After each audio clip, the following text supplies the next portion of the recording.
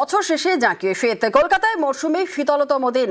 কলকাতার সর্বনিম্ন তাপমাত্রা 12.6। বছর শেষে জাঁকিয়ে শীত।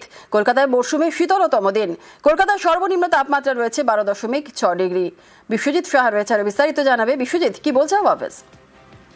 দেখো, কলকাতায় আজ শীতলতম দিন, অর্থাৎ এই ডিসেম্বরে আমরা দেখেছি কলকাতার টেম্পারেচার সর্বনিম্ন সেটা 12 ডিগ্রি সেলসিয়াসের ঘরে এর আগেও নেমেছিল। গত সপ্তাহে শুক্রবার এবং শনিবার পরপর দুদিন 12 ডিগ্রি সেলসিয়াসের ঘরে ছিল। 12.8 ডিগ্রি সেলসিয়াস ছিল শুক্রবার, এবং শনিবার আরো 0.1 ডিগ্রি নেমে অর্থাৎ 12.9 ডিগ্রি ছিল শুক্রবার, এবং 12.8 ডিগ্রি হয়েছিল শনিবারে। অর্থাৎ এই যে তাপমাত্রা, সর্বনিম্ন তাপমাত্রা, সেটা শীতলতম দিন ছিল, এবং আজ আরো কমেছে। মাঝে 14 ডিগ্রি সেলসিয়াসের তাপমাত্রা পৌঁছে গেছিল, এবং আজ সকালে যে সর্বনিম্ন তাপমাত্রা, সেই সর্বনিম্ন তাপমাত্রা 12.6।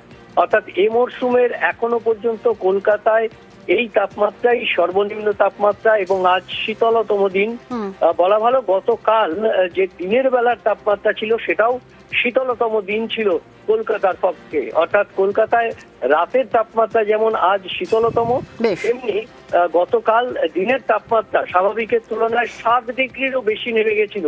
গতকাল দিনের তাপমাত্রা 18.2 ডিগ্রি সেলসিয়াসে নেমে গেছে, যেটা স্বাভাবিকের তুলনায় 7.2 ডিগ্রি সেলসিয়াস। অর্থাৎ দিনের বেলায় গতকাল আমরা হাড় কাঁপানো ঠান্ডা দেখেছি, কুয়াশা দেখেছি। কুয়াশায় দীর্ঘক্ষণ কলকাতার আকাশ আচ্ছন্ন ছিল, এবং সূর্যের দেখা সেভাবে মেলেনি। আজও সেই পরিস্থিতি, অর্থাৎ সকাল থেকেই কুয়াশাচ্ছন্ন আকাশ, এবং এই কুয়াশা বেশ কিছুক্ষণ থাকবে, এবং দিনভর একেবারে দিনভর কেমন ওয়েদার থাকে অবশ্যই সেদিকে আমাদের নজর থাকবে। আপাতত ধন্যবাদ।